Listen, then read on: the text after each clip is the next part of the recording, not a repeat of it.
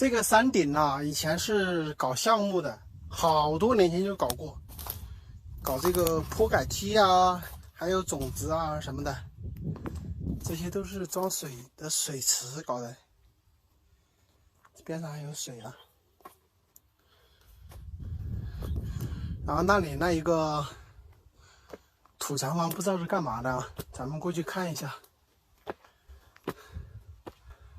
这个碑牌竖在这里也没写字，也不知道准备表达啥意思。哎呀，这个山上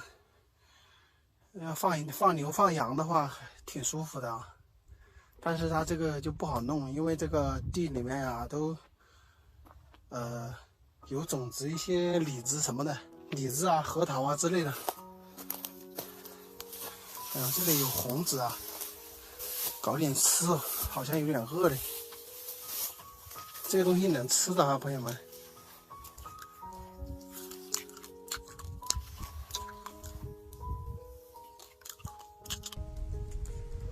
这个东西啊，这个东西叫救军粮哦。吃一点，特别是你饿了的话，吃不了多少就感觉饱了，特别顶饿。以前就是叫救军粮嘛，就是红军过路的时候肚子饿了没东西吃就吃这个，因为吃不了多少的话就感觉饱足感很好，一颗一颗吃不过瘾啊，都是一把一把的往嘴里塞。走吧，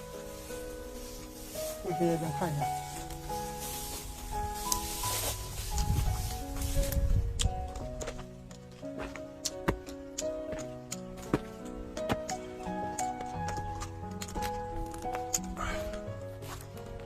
吃完哈，我都把它吞下去了，干嘛？不然你们说我吃假的是吧？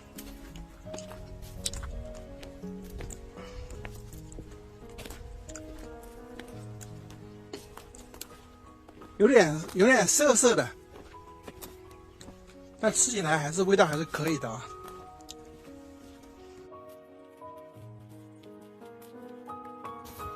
这个路感觉有人砍过的，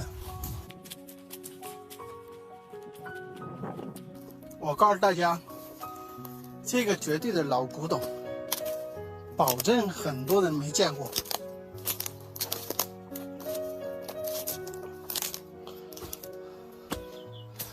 看一下是干嘛的啊？这个真的像是住人的嘞。我跟你们说呀，它这个土墙啊，就是直接弄这么高的呀。以前是没有水泥的，看这里就看得到啊。这个一点水泥都没有，全是用那个黄泥巴加一些泥巴，然后盒子关起来，那个盒子用木板两边夹起来，然后中间把泥巴倒进去之后，一锤一锤的砸下去的，没有水泥的。它这个墙体的中间啊，也没有放啥东西，是吧？就这么一根单墙，筑这么高，也挺厉害的哈，到现在都还不倒。这个是要点技术含量的嘞。这个是最古老的一代土墙房子，这个房子之后呢就是木房子了，木房子再之后呢就是平房，是吧？平房再之后呢就是现在的楼房了，是这么一个进化过来的。就现在我跟大家拍的呢都是木房子了，这种基本上是没有了。那么那个年代住的呢，好多都是这样的房子。搞这个房子需要技术的，它是一层一层的用那个盒子板套起来，这样慢慢的垒上去的，垒这么高，而且中间不放什么东西，也没有什么粘性的东西，就是直接砸紧了之后它搞上去的，上面就搭那个领子，然后再盖一些茅草，就住人了哈。以前就是这样的，确实那个年代不容易啊。大家好，我是阿泰，我呀连续发视频已经有1年了。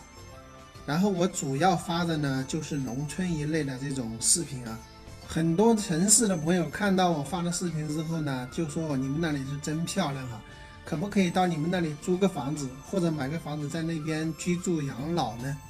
当然咯，这一部分朋友呢，主要是退休人员，或者说临近退休的那些叔叔阿姨们。他们呢，因为长期居住在城市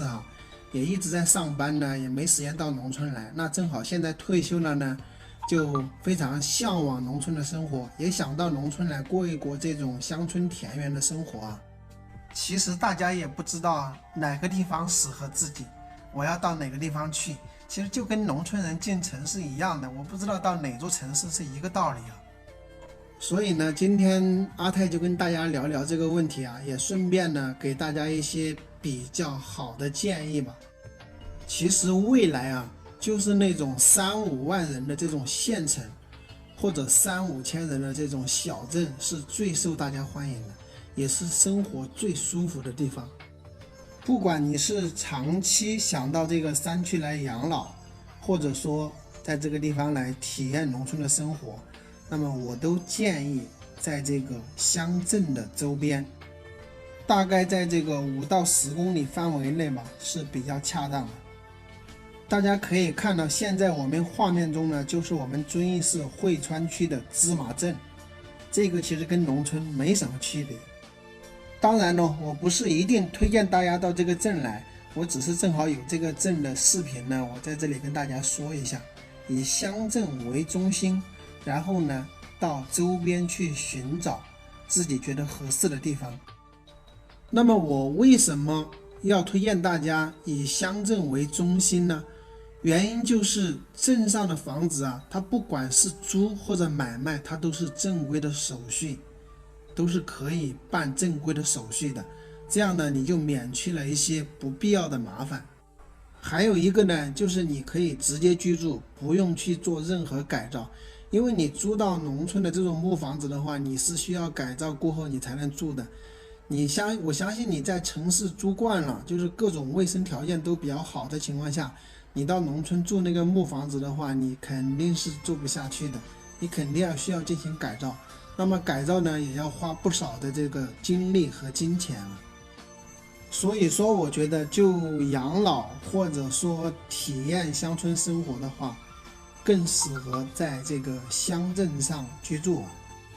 如果你想搞一些种子养殖，那么你就以乡镇为中心，周边的10公里范围内去找那种合适的地方就可以了。特别山区的地方真的不适合大家养老或者体验这种乡村生活，因为各种的这个生活配套设施，包括这个医疗服务，它都是跟不上的。所以我最终的建议就是让大家先去找到一个自己喜欢的镇，就住在镇上，或者说就在镇周边去寻找就可以了。今天视频就到这里希望对大家有用，拜拜。